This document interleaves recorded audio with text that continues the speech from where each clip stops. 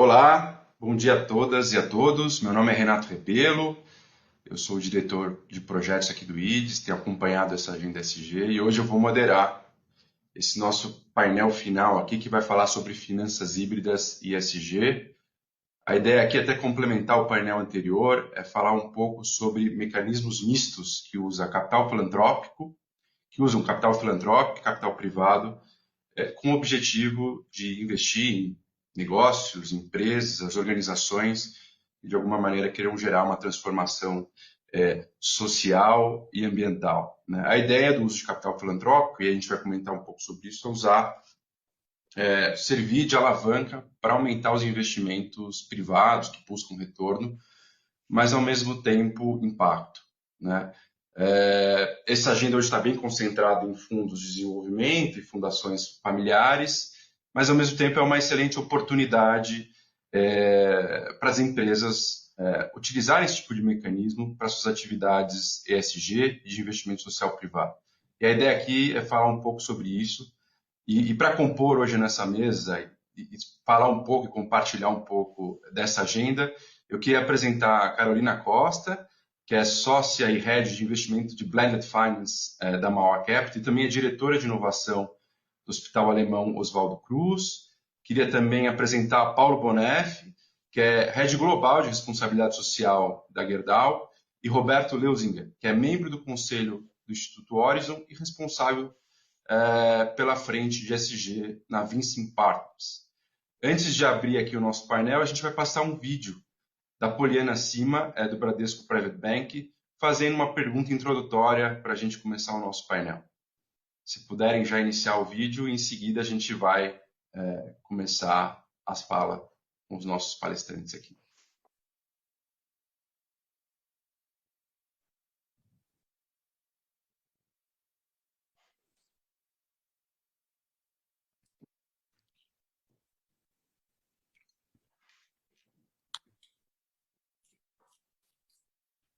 Oi? Ah, tá bom. A gente vai passar o vídeo depois. Então, eu queria, na verdade, aqui. Tá bom, tá bom. Eu queria então aproveitar aqui e já começar a fazer uma pergunta, e na verdade abrir o painel com a Carolina. Carolina, primeiro, muito prazer, muito bom ter você aqui.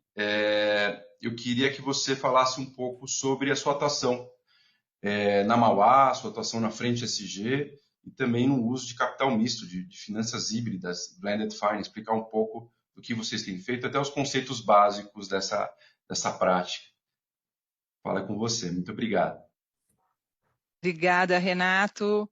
Bom dia, Paulo, Roberto, um prazer estar aqui com vocês nesse painel. Quero agradecer muito ao IDES pelo convite e parabenizar pela iniciativa. Um prazer estar com todos aqui. Então, indo direto à pergunta, acho que, como você bem disse, Renato, esse é um tema que tem muitas facetas e muitos atores que podem dar contribuições importantes. Eu sei que meus colegas aqui de painel vão poder contribuir bastante. E eu vou fazer um recorte específico, né, contribuição do mercado de capitais para este tema. E eu vou dar um passo atrás apenas, né, dizendo que a gente ainda tem muita oportunidade, né, a minha leitura como mercado de capital é que a gente ainda está gatinhando na criação, na construção de reais mecanismos de indução de mercado para que a gente materialize uma real economia com bases ESG. Eu quero dizer com isso, é aquela famosa frase, né? The green economy, the social economy, ela vem antes das finanças. Então, um dos papéis importantes que o mercado de capitais pode fazer com o uso, né, de modelos híbridos é criar inovação para a construção dessas bases de mercado, basicamente gerando incentivos econômicos para todos os atores que estejam conectados a essa construção. Então, basicamente, todo mundo tem que ganhar um pouco e todo mundo também tem que colocar um certo skin on the game. O recorte que eu trabalho nessa direção é o recorte de ter as empresas como investidoras de impacto. E explicando bem o que é isso né, deixando claro aqui como que isso se materializa num modelo de financiamento híbrido. quando você usa, né, o Blended Finance para fins de desenvolvimento de uma economia, então, basicamente, você está ou tirando o risco de uma operação, com um capital que entra na estrutura de financiamento como um capital que a gente gosta de chamar catalítico, né? Isso aí, aliás, é um termo da convergence, né? Usar mais a expressão catalítico do que concessional. Mas, em certa medida, o termo concessional acaba sendo, às vezes, mais didático, porque é um capital que está concedendo um benefício em troca de um impacto social e ambiental material. E aí vem primeiro grande requisito que mais para frente da minha fala acho que vale explorar mais a fundo, né? Que é você, de fato, demonstrar que essa contrapartida está sendo gerada. Então, este capital, ele entra na operação de desenvolvimento econômico, e quando eu chamo de desenvolvimento econômico, o que a gente está fazendo, né? A gente está resolvendo um problema social ambiental, no caso especificamente do projeto que eu toco lá na Mauá, é um projeto de restauração de terras, né, de uma forma bastante ampla. E com isso, né, você tem que criar um incentivo para quem toma esse financiamento também, porque toda mudança tem um custo. Então, por que eu vou pegar, né, por que eu vou me comprometer com esse financiamento e uma série de indicadores que vão ser monitorados se eu, de alguma maneira, não tenho um benefício econômico, né? E aqui estou sendo super pragmática, gente, não estou entrando nos meandros éticos e morais, que eu acho que é o começo de tudo, mas falando especificamente de economia, tá? Sem prejuízo aí de discussões mais amplas. Então, o capital, o modelo de financiamento híbrido, Blended Finance, ele ajuda a você gerar um incentivo na ponta, destravando, né, certos custos iniciais para que essa mudança aconteça da parte de quem está tomando esse recurso. Agora vem o grande pulo do gato, né? Como que as empresas entram nisso? Não existe, pelo menos não no meu conhecimento, e obviamente a gente está aberto aqui ao debate, investidor com esse chapéu, né, catalítico concessional, que topa colocar recursos numa operação econômica, de desenvolvimento econômico, se a própria beneficiada, que no caso é a empresa, no seu ecossistema, também não colocar o seu próprio capital concessional. E esse hoje é o grande desafio do mercado. Como que a gente convence e engaja as organizações a participarem também como investidor catalítico e concessional nessas operações? Ora, se de um lado eu tenho, né, uma fundação, um instituto ou um multilateral, né, no caso, né, do produto que eu estou trabalhando, disposto a colocar um recurso com a contrapartida ambiental e social, eu tenho que ter o matching e a empresa fazendo esse mesmo papel.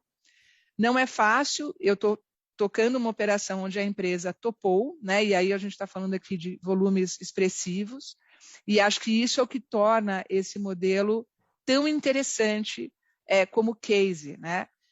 De um lado, você tem o conceito de blended finance, né, que é você atrair um capital que vai gerar, seja por redução de risco, seja porque vai reduzir o custo do recurso na ponta, seja porque ele vai bancar uma parte necessária de formação para a mudança, seja porque, de alguma maneira, ele vai acelerar, né, ele vai catalisar uma transformação.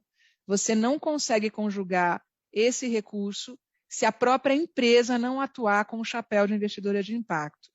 Então, hoje, Renato, assim, sendo bem objetiva, né, aqui na conclusão, depois a gente explora mais a fundo, eu como chapéu de mercado de capitais, eu trabalho com a construção de soluções onde o fundo é construído. E aí vamos lembrar que o fundo em si ele pode ser um mecanismo poderoso de governança, desde que você associe a este fundo parceiros isentos, que vão fazer o monitoramento, o acompanhamento dos indicadores. Então, eu ajudo a construir essas soluções financeiras que estão voltadas à criação de uma economia favorável à transformação, e o capital, né, catalítico, concessional, ele é fundamental para viabilizar este modelo de transformação, seja porque ele reduz risco, porque ele diminui custo, ou porque ele é mais paciente na espera do retorno. Esse capital não vem, na minha experiência, sem uma contrapartida da empresa também fazendo este papel como investidora de impacto. Então, este é o recorte que eu trago aqui para o nosso bate-papo.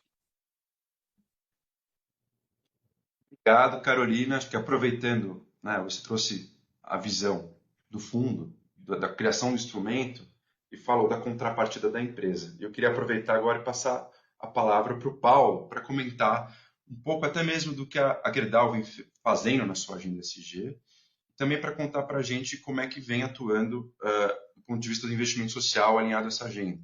E até compartilhar, eu sei que a Gerdau tem um case de uso de finanças híbridas, e compartilhar um pouco dessa experiência. Paulo, muito bom ter você aqui. Passo a palavra para você. Obrigado, bom dia a todas e todos. É um prazer estar aqui com os amigos do IDS.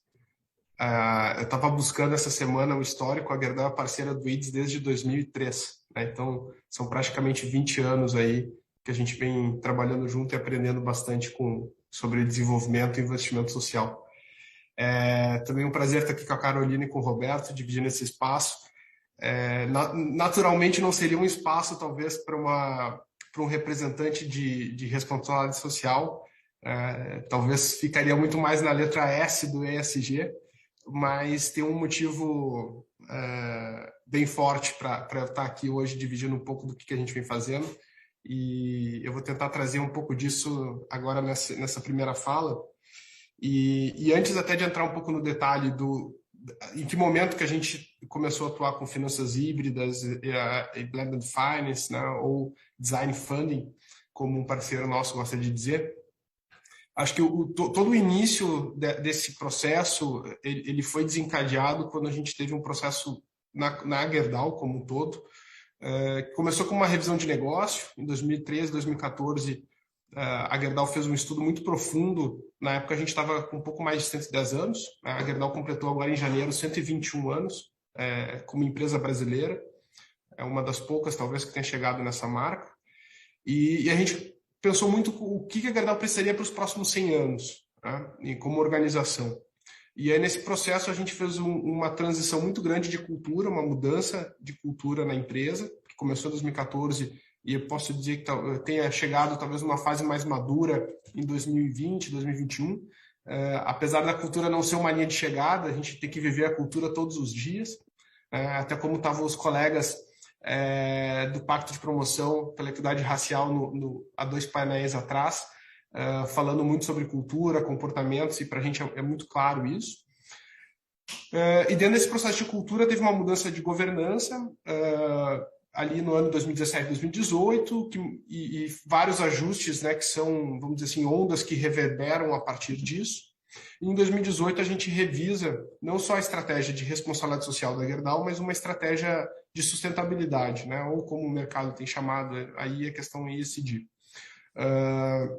Dentro desse contexto, até uma das definições que a gente teve, só para trazer algumas das características talvez individuais da Gerdau, a gente decidiu não ter uma área de sustentabilidade e não entrar também nessa onda de áreas batizadas de ESG. Nós trabalhamos dentro da nossa cultura, a gente não tem modelo de silos, então as áreas não são individualizadas, e a gente trabalha com um modelo de squad. Então são hoje 8 áreas que trabalham juntas para conduzir o tema de ESG na Gerdau. Eu sou o representante de uma dessas áreas, e a gente consegue de forma muito mais ágil e rápida avançar em temas de sustentabilidade para a companhia. Eu diria para vocês que as decisões que a Gerdau tomou, aprovações, validações nos últimos 2 anos, foram muito maiores do que as decisões que a gente tomou na última década. Então, de uma forma muito clara, esse avanço tem sido super positivo. Eu até saí de uma reunião agora há pouco com investidores do banco do Barclays, que estava com alguns investidores estrangeiros. Mais da metade da carteira de investidores da Gerdau é baseada na Europa, nos Estados Unidos e Canadá, questionando vários temas de ESG. Então, virou muito comum eu e o time de meio ambiente estarmos nas reuniões com relações com investidores, fazendo essas divulgações e informações para o mercado financeiro. Então, eu diria que a área financeira, as áreas financeiras da Gerdau hoje trabalham com uma sintonia muito boa com a área ambiental e com o meu time pela área social. E aí falando um pouco da questão de finanças híbridas, né, e talvez dando um contexto entre 2018 e 2021, né, 2020 e 2021, que aí depois vem os dois projetos que eu queria trazer como exemplos vivos disso, né. A gente criou uma estratégia para atuar em 3 focos exclusivos e aí poder botar mais energia. Então, acho que o primeiro elemento que eu trago é focar, concentrar a energia da organização para tentar ser mais transformacional. No painel anterior estava sendo dito, acho que pela colega da Avon, sobre como gerar transformação, medição de impacto e tal. Então, a gente decidiu trabalhar com educação empreendedora, habitação e reciclagem. 3 temas muito conectados com a Gerdau, né? A Gerdau é a maior recicladora da América Latina. O nosso produto vai muito para a construção civil, então reciclagem, empreendedorismo e habitação falam muito com o negócio. A gente tem muita propriedade para poder atuar nesses 3 temas.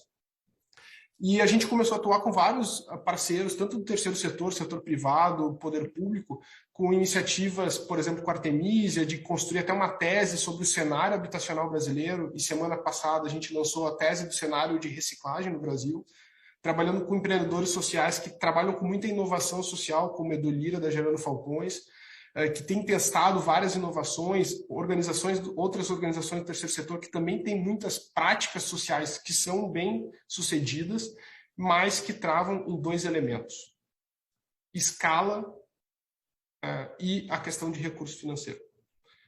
Que, obviamente, as 2 coisas estão muito ligadas. Daria para trazer um terceiro elemento, que é a questão de rede. Aí eu posso até me auto-intitular um crítico de uma dificuldade nossa no Brasil de atuar enquanto coalizão, formação de redes. É muito comum nós, inclusive setor privado, mais terceiro setor, criarmos iniciativas paralelas com a mesma intenção e não conseguir conciliar a energia. E talvez o mercado financeiro tenha muito mais essa habilidade, né, de criar um fundo, criar uma iniciativa e trazer investidores e agregar essa energia.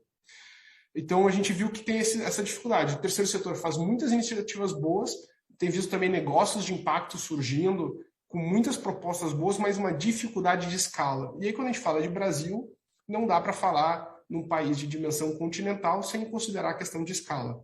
Vou pegar um modelo de uma ONG, por exemplo, de São Paulo, e transformar ela num modelo nacional.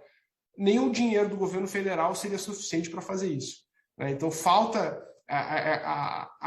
a gente pegar uma solução pequena, que foi feita em escala, às vezes, de bairro, de cidade pequena, de interior, e trazer para um modelo nacional, porque a gente tem hoje, vou dar um exemplo para vocês, questão de moradia no Brasil, a gente tem 27 milhões, de 27 a 28 milhões de moradias com problemas estruturais, que deveriam ser reformadas para ter um mínimo de condição de salubridade. A gente tem 3, 4 das maiores capitais do Brasil que não tem 10% do resíduo urbano reciclado, passível de reciclagem que não é reciclado.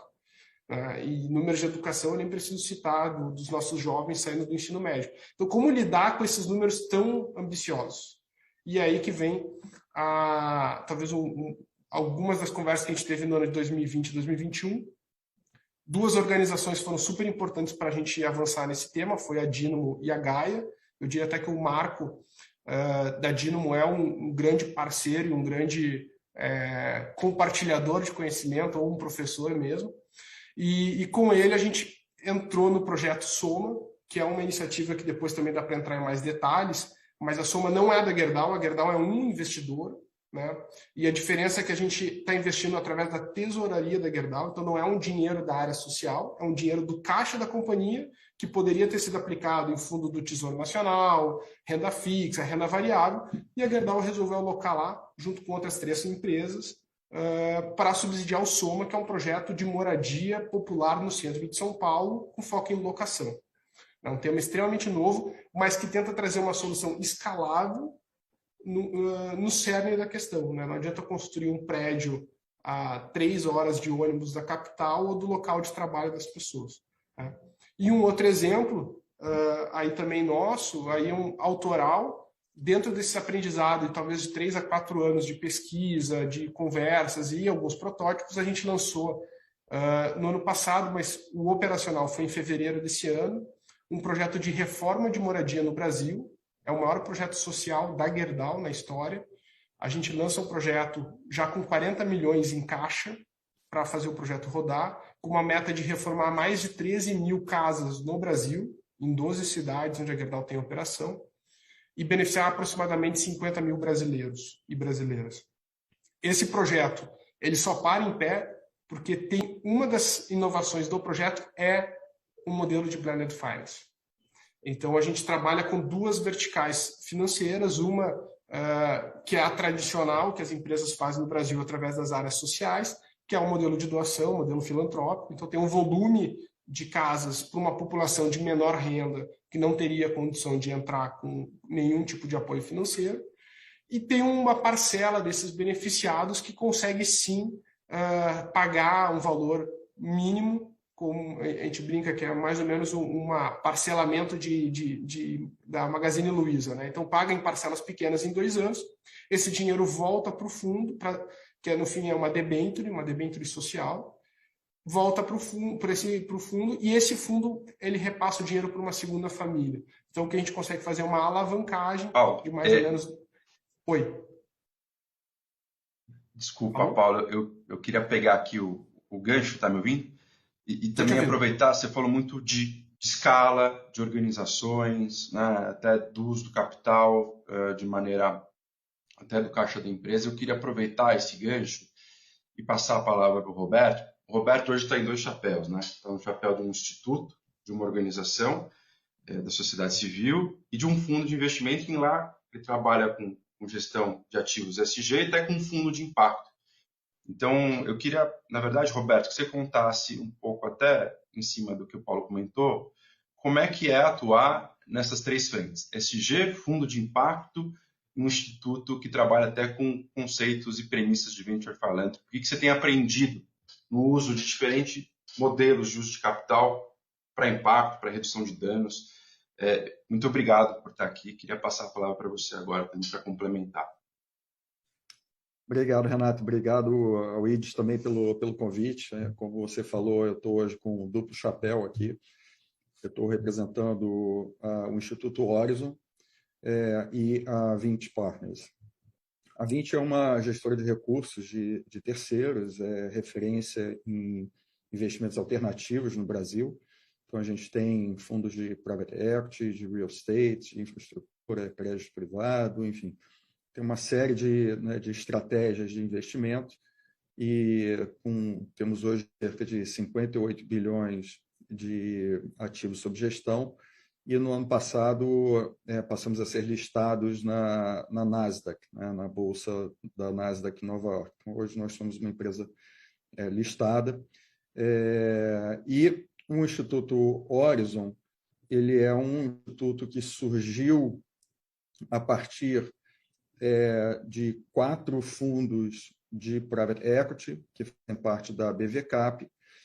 No meio da pandemia, no início lá, 2020, 2021, com o agravamento das questões sociais no país, os fundos começaram a discutir e se juntaram e decidiram criar um instituto, que é o primeiro instituto de venture philanthropy no Brasil, da indústria de private equity, né? Então, é muito interessante que nós juntamos, como o conceito do venture philanthropy, de você agregar um investimento de capital e práticas de gestão dentro das entidades beneficiadas pelo programa, né? Então, somos 4 fundos fundadores do Instituto e nossa primeira iniciativa foi fazer um edital onde nós selecionamos,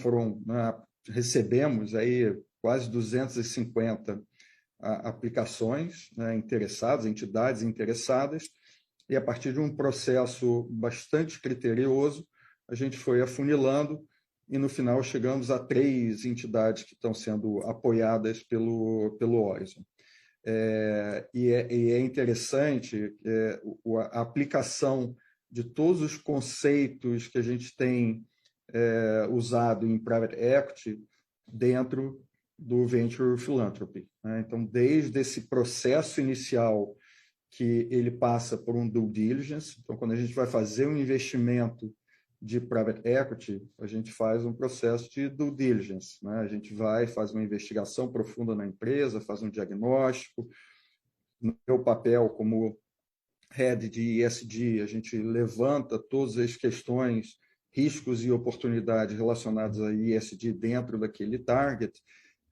Mas no caso das entidades beneficiadas, um processo muito semelhante, onde a gente fez um diagnóstico, né, avaliando questões de governança, questões de processos de captação de recursos, que é um tema fundamental para essas entidades não governamentais, questões de gestão, né? Então, o tema de gestão foi um tema muito bem recebido pelas empresas, né? Pelas entidades, né? Como é que a gente consegue implementar boas práticas de gestão, aportar sistemas, aportar processos dentro dessas entidades.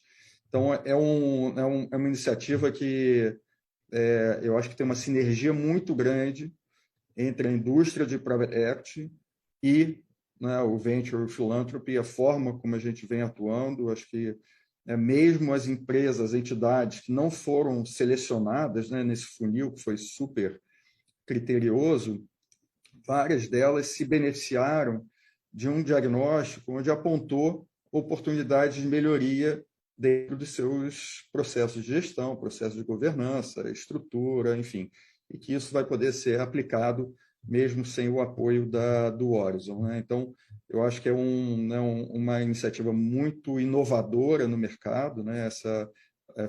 Fundos concorrentes de private equity se juntando para uma iniciativa tão importante quanto essa do Horizon.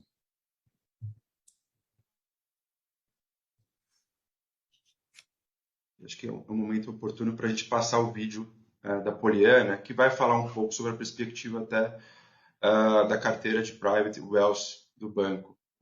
Então, eu vou pedir agora para que a gente passe o vídeo e depois a gente continua a nossa conversa aqui. Olá, bom dia a todos vocês. Eu sou a Poliana, advogada responsável pela célula de filantropia e investimento social privado aqui do Bradesco Private Bank. É uma honra fazer parte desse evento em que a gente traz para discussão pautas tão relevantes. E a pergunta que eu gostaria de deixar endereçada aqui à mesa é justamente o desafio que nós temos hoje em dia de fomentar discussões voltadas a estruturação de um portfólio filantrópico. Aqui, quando nós traçamos o planejamento patrimonial das famílias private, a gente entende que o legado social ele é um componente muito relevante desse planejamento patrimonial. Porque a gente fala o tempo inteiro de sucessão, de preservar o patrimônio para os descendentes, mas a gente não pode esquecer que a sociedade que esses descendentes vão viver também faz parte dessa herança, desse legado que é deixado pelas famílias. Então, como fomentar cada vez mais essas discussões para que a gente consiga trazer o assunto portfólio filantrópico, investimento social privado, com a mesma naturalidade, com o mesmo nível de engajamento que a gente tem para discussões voltadas ao portfólio de investimentos. Essa é a pergunta que eu queria deixar endereçada para vocês. Um excelente evento a todos. Muito obrigada. Muito obrigado, Poliana. Acho que eu queria aproveitar aqui, já pegar o gancho da fala da Poliana e passar para lá para a Carolina, para ela contar um pouco do ponto de vista do investidor. Tá bom, então acho que o pessoal está me pedindo para refazer um pouco a pergunta, mas acho que o ponto da Poliana é muito na perspectiva do capital dos investidores, como fazer o melhor uso e o balanço entre o que é um capital de impacto, o que é um capital para retorno de investimento, de maneira geral, mas sobre a perspectiva talvez de olhar para um portfólio que busque retorno, mas que busque impacto ao mesmo tempo. Então, acho que eu queria falar um pouco, que você trouxesse um pouco essa visão e até da aplicabilidade disso no dia a dia, né? Então, se você pudesse compartilhar, seria ótimo, por favor. Perfeito, Renato. Olha, acho que o primeiro ponto que eu faço é que existe um alinhamento entre o instrumento e o propósito. Eu vejo agora muita gente encantado com o conceito de blended finance. De fato, ele tem uma potência muito grande. A gente precisa entender que ele tem requisitos, né? Então, o projeto vem antes, eu sempre falo, né? O modelo e o projeto vem antes das finanças. Então, acho que a primeira grande questão é qual é o projeto, né? Esse projeto precisa ter algumas características, né? Ele é um projeto que, de fato, você consegue demonstrar um real impacto social e ambiental. Você tem o segundo requisito, você tem um grande agente, e aí eu trabalho, como eu falei, né, com as empresas fazendo esse papel, disposto a fazer o matching, ou seja, fazer o mesmo papel de um investidor de impacto. Não adianta a empresa falar de propósito e não estar disposta a colocar esse recurso. E o terceiro componente, ele precisa de uma estrutura financeira que você consiga materializar os retornos adequados para cada perfil de investidor que entra na estrutura, né? Então, e eu coloquei na ordem propositadamente, né? Primeiro o projeto, os seus respectivos indicadores, o seu modelo de governança, isenta, sem conflito de interesse, a empresa fazendo um papel importante de matching desse outro investidor e depois a estruturação financeira seguindo esta lógica com retornos apropriados para cada classe de investidor. Então, com esses requisitos, o que a gente vê aqui de desafios, né? E acho que foi importante ouvir o Paulo, porque acho que o case de uma empresa, né, onde ele deixou bem claro, né, o envolvimento não só das áreas de sustentabilidade, mas das áreas financeiras, né? Então, eu acho que tem um desafio muito grande nesses modelos de você ter a liderança de finanças das organizações com esta cabeça, no sentido de, poxa, como que eu uso o meu balanço a serviço desta causa e não simplesmente separando, né? Isso aqui é um tema da minha fundação e nada contra, acho que tem projetos para todo mundo, mas quando a gente está falando de escalar esse tipo de modelo financeiro, é importante que isso faça parte da agenda do CFO, né? Quer dizer, ele vai ter que buscar entendimento sobre como que a empresa participa com esses diferentes chapéus de investidoras, né, de investidoras de impacto. Eu acho que o segundo grande desafio é a tradução de como que a empresa conversa com este outro parceiro, que é o investidor de impacto. Ele quer coisas similares, mas ele também quer coisas adicionais, que muitas das vezes a empresa pode fazer uma leitura que é burocracia, que, nossa, eu vou ter que demonstrar isso, mas como que eu faço esse monitoramento? E acho que a parte boa, e acho que é um desafio importante, a empresa ela não precisa e não deve fazer sozinha, até por conta do conflito de interesse. Então, é importante ela ter, como o Paulo falou, uma rede de parceiros, né? Instituições, né, como as que a gente tem hoje representadas aqui, né, isentas, que sabem fazer avaliação de impacto, que sabem fazer avaliação e conexão desses parceiros, para que você consiga resolver essa equação de valor. Então, Renato, assim, né, resumindo aqui a minha resposta, é um diálogo que não é direto. O mercado de capitais pode fazer um papel importante de estruturação para que consiga trazer o diálogo do retorno e do risco e do período aí de retorno do investimento para as diversas classes de investidores. Ele também precisa fazer a conexão com esse investidor de impacto, traduzindo as necessidades para a empresa que também vai fazer o papel de investidora de impacto. Então, a conexão, né, dessas dinâmicas, né, a materialização dessas dinâmicas é que vai promover a materialização disso em fundos. E aí o mercado de capitais tem um papel importante, né, de conseguir materializar isso numa linguagem de fato financeira, numa estruturação financeira, entendendo que no final, né, a estruturação financeira acaba sendo até o pedaço menos desafiador da equação, né? O primeiro é a captação dos projetos e a validação desses projetos, a convergência dos diálogos e dos objetivos, né?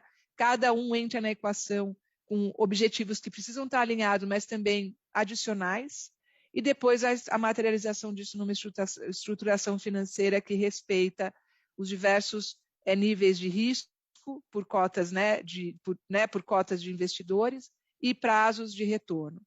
e acho que, obviamente, entendendo que nada termina na estruturação, só começa, né? Porque aí você tem todo o período de investimento, desinvestimento, em que você precisa ter uma coerência, porque senão você, obviamente, tem um comprometimento grande da participação desse investidor de impacto no desdobramento da operação. Obrigado, Carolina. Queria aproveitar aqui também passar a palavra para o Roberto, que está lidando com os investidores também diretamente. Como é que é esse processo de convencimento, de apresentar esse portfólio que vai desde a filantropia até negócios de impacto, ESG, e como é que tem sido o papel também não financeiro na atuação da Vinci, do próprio Instituto Horizon, nessa jornada de contínuo de capital? Se puder compartilhar um pouquinho a sua experiência.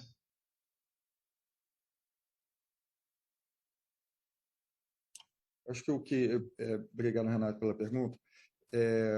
Acho que é uma questão, né? Nós, como gestores de recursos, nós somos gestores de recursos de terceiros, né? Então, os investidores, eles investem nos nossos produtos com uma expectativa de receber algo em troca, né? Então, tipicamente, num fundo normal, que não tem nenhuma relação com ESG, eles esperam um retorno financeiro ajustado a risco, né? Então, é sempre uma equação de retorno versus o risco que ele está correndo. Nos fundos relacionados a temas de impacto, seja impacto social ou ambiental, eles esperam um outro objetivo, que é o retorno social ou impacto social ou ambiental daquele produto. A diferença é que dentro, né, dos nossos produtos com recursos de terceiros, nós buscamos equilibrar esses dois retornos, né? O retorno financeiro, ajustado a risco, obviamente, e o impacto socioambiental daquele produto. Então, ele tem como tese de investimento gerar um retorno, um impacto social ou um impacto ambiental, e, ao mesmo tempo, que ele gera um retorno financeiro. Em alguns casos, pode ser que você abra mão de uma parcela desse retorno financeiro em benefício desse impacto social ou ambiental. No nosso caso, né, os nossos fundos, a gente busca ter retornos compatíveis com produtos semelhantes no mercado, ou seja, a gente busca não abrir mão de retorno e, ao mesmo tempo, gerar esse impacto, né? O que nos dá, obviamente, um trabalho de screening, de seleção dos investimentos muito maior, né? Um investimento que traga, ao mesmo tempo, um retorno financeiro e um impacto socioambiental é muito mais difícil de você achar. Então, ele tem, né, um trabalho muito maior de seleção desses investimentos, mas buscando o equilíbrio entre esses dois fatores. No caso do Instituto Horizon, é investimento puramente filantrópico, né? É doação. Então, nós, como entidades, como empresas, estamos dando, né, dinheiro a fundo perdido, ou seja, sem nenhuma expectativa de retorno financeiro, envolvendo, engajando o nosso ecossistema de investidas, né, de empresas investidas do Private Equity nessa iniciativa também. Então, o Instituto Horizon, ele foi fundado e ele tem como principais financiadores as 4 gestoras de Private Equity, mas já consegue trazer, né, várias de nossas empresas investidas para também contribuírem com capital, né, com investimentos, com doações. E outra coisa que eu acho que é muito interessante, que é a questão do engajamento do trabalho voluntário. Então, a gente consegue trazer, e aí, né, não só os executivos do time, os analistas do time de investimento, eles participaram do processo de seleção, então fizeram, né, trabalharam como se fosse uma seleção de uma empresa que eles vão investir, selecionando as entidades, as OSCs, para receber esses aportes. depois que a gente selecionou essas empresas, eles vão fazer acompanhamento. E o acompanhamento tem né, clubes de leitura, então eles participam. Então tem um trabalho voluntariado muito grande que vai além da questão financeira. Né? Então são eu diria três aportes que a gente faz. É investimento financeiro, capital, é o trabalho voluntário das pessoas se envolvendo lá, isso, né, tem um benefício na empresa também, não? Aqui as pessoas se sentem bem participando, né, quando fazem o bem para os outros, e o outro são as práticas de gestão, as mesmas que a gente aplica nas nossas empresas investidas para geração de valor, para essas empresas melhorarem, crescerem, a gente aplica nessas entidades onde a gente está apoiando. Então, eu acho que, né, o benefício ele é mão e contramão, ele vai e volta. Então, por um lado, as entidades estão recebendo o aporte financeiro, estão recebendo as melhores práticas de gestão, o nosso time está, né, se engajando e está participando com trabalhos voluntários. Então, no final das contas, acho que é uma situação de ganha-ganha. Né? Então, acho que é um modelo que o Horizon está desenvolvendo aí de forma bastante inovadora, que eu acho que traz benefícios para todo mundo. Né? Então, acho que é um modelo de ganha-ganha que espero ser replicado no futuro aí em outras entidades. Acabando o nosso tempo, mas eu queria aproveitar para a passagem de fala final, mas eu acho que eu queria passar a palavra para o Paulo, que estava terminando um assunto interessante antes de a gente passar, que é a reforma que transforma. Paulo, eu queria que você falasse um pouco as perguntas até técnicas que eu faço para receber recursos de Blended, de finanças híbridas. Então, se você puder contar um pouco da sua experiência, depois aproveitar e também fazer uma fala final, eu passar para os 10, seria ótimo. Tá bom, obrigado, Renato. Não, basicamente o que a gente desenhou para o nosso projeto foi ter dois mecanismos financeiros que deem sustentação para o projeto. O objetivo é garantir uma sustentabilidade financeira do projeto em relação à companhia. A gente sabe que em organizações privadas o investimento social ele está atrelado ao resultado da empresa, direta ou indiretamente, né? Ou explicitamente ou não, quando a empresa tem resultados ruins ou abaixo do esperado, obviamente ela tende a travar ou reduzir iniciativas sociais. Né? E o que a gente fez foi criar essa blindagem. Então, o projeto, no primeiro dia de execução, já saiu com dinheiro para executar o projeto nos próximos 10 anos. Uma parte desse recurso, a parte pequena, eu diria, ela é desse fundo filantrópico, ou seja, para doações mesmo, mas que tem um sentido operacional importante. E uma outra parte é para debênture social, que deve ser o mecanismo de fazer a alavancagem ao longo dos 10 anos. Né? Então, com isso, a gente consegue fazer com que o dinheiro volte para o projeto e depois seja contemplado uma segunda família, e ao longo de 10 anos a gente tenha mais ou menos aí o mesmo R$1 investido, beneficiando 4 famílias nesse prisma de 10 anos. Então, a ideia da modelagem financeira realizada aqui pelas duas organizações que são nossas parceiras é poder dar essa sustentabilidade. Então, eu consigo garantir que a minha execução orçamentária até 2031 ela vai acontecer independente do que aconteça no mercado, nos mercados onde a Gerdau atua. Então, acho que é essa sustentabilidade que é o recado, e de mensagem final é o como que a gente consegue encontrar, enquanto organizações que buscam gerar impacto social ou ambiental, ou os dois, uma sustentabilidade. Para mim, esse é o grande desafio, independente de qual o fim seja da organização, privado ou fim social exclusivamente, que a gente ainda tem grandes desafios de construir iniciativas de impacto social e ambiental no Brasil que sejam autossustentáveis e que não sejam dependentes de uma organização específica. Né? Além da medição de impacto, que acho que aí, né, é uma outra seara um pouco mais complexa.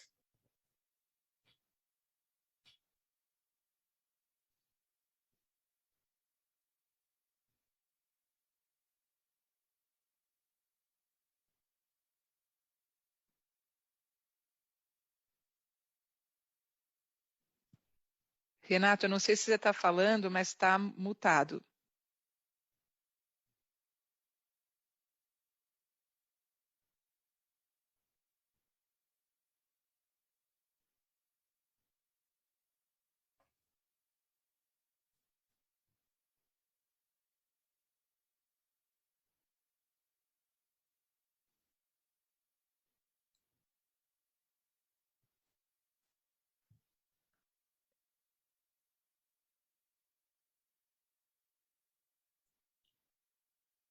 Ele estava mutado, então está todo mundo aqui, eu, o Paulo e o Roberto, sem saber o que está acontecendo.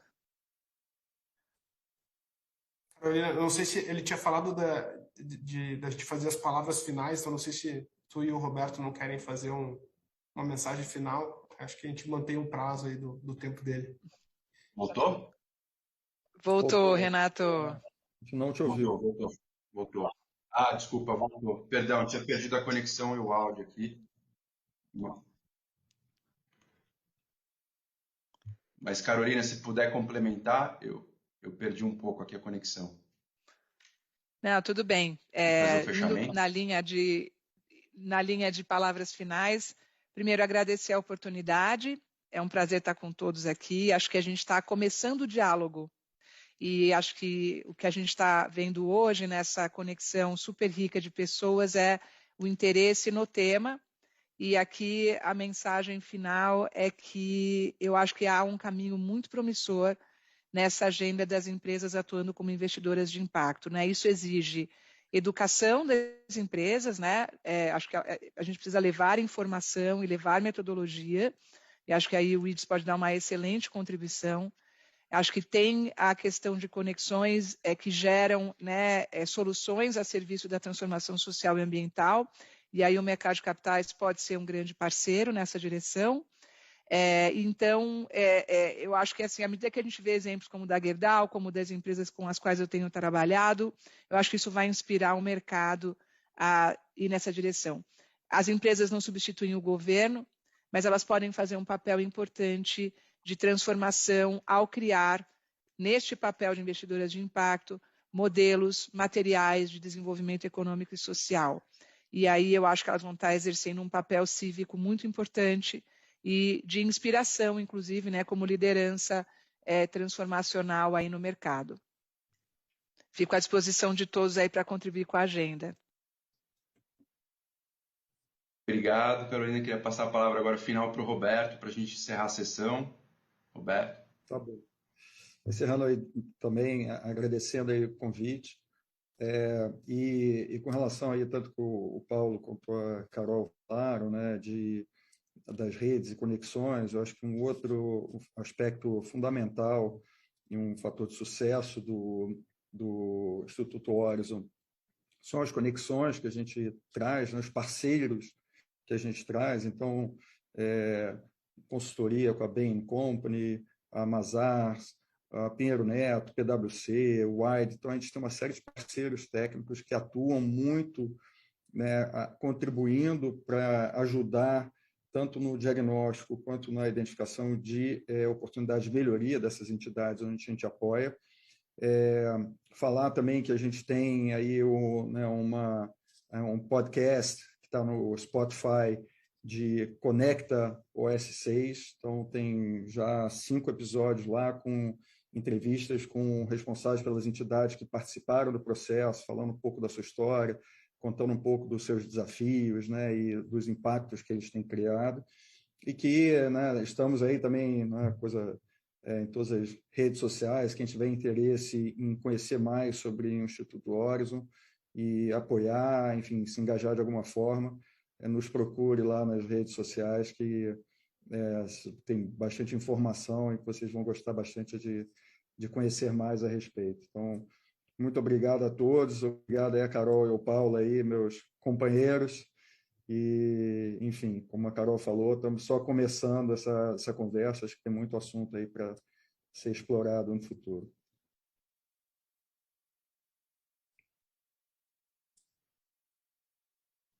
Você está mudo, Excelente Renato. compartilhar um pouco a experiência de vocês. A gente vai encerrar o projeto aqui. Tá mudo? Não, voltou. Voltou? Então, queria agradecer, Carolina, Paulo, Roberto, muito obrigado por compartilhar a experiência de vocês, foi excelente o painel. A gente encerra aqui o nosso evento, a gente ainda vai ter uns agradecimentos, mas muito obrigado aqui. Queria agradecer também a Mila, que está ilustrando aqui, fazendo todo esse trabalho de ilustração, que depois vai se tornar público. Vai ser muito legal para resumir como é que foi o nosso dia de hoje. Obrigado. Maravilhoso, Mila. Você quer falar alguma coisa? Obrigada a vocês. Eu fico sempre feliz de participar e ainda mais com temas tão interessantes e importantes, urgentes aqui. É um prazer. Obrigada. Muito obrigado, muito obrigado.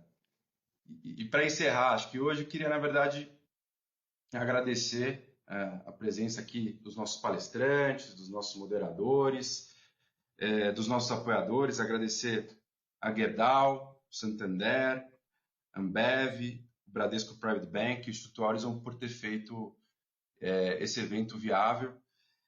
Acho que foi uma manhã muito rica, né? Essa pauta é muito cara para o IDES está cada vez mais produzindo conhecimento, a gente produziu uma nota técnica sobre SG, lançou um artigo, a gente fez esse evento. Quem também puder acessar o nosso site, tem bastante coisa sobre essa temática.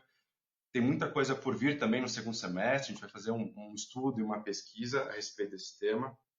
E a nossa ideia é sempre essa, produzir conhecimento, formar rede, trazer uma nova temática à tona, mas sempre com o objetivo de promover o investimento social privado e fortalecer as organizações da sociedade civil.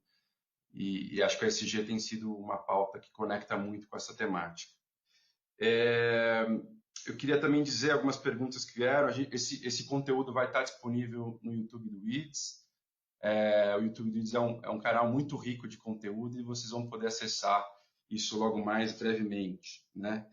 Queria aproveitar e agradecer também a equipe do IDES, que fez também esse projeto ser viável, agradecer a Luísa, agradecer a Marina, o Guilherme, o Alexandre,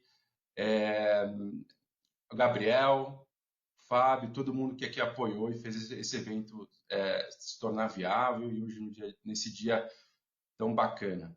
E agradecer também a Paula. É isso, gente. Espero que tenham gostado e que vocês continuem acompanhando a gente nessa temática e tudo que o IDES tem feito. Um bom dia a todos e muito obrigado aqui pela participação.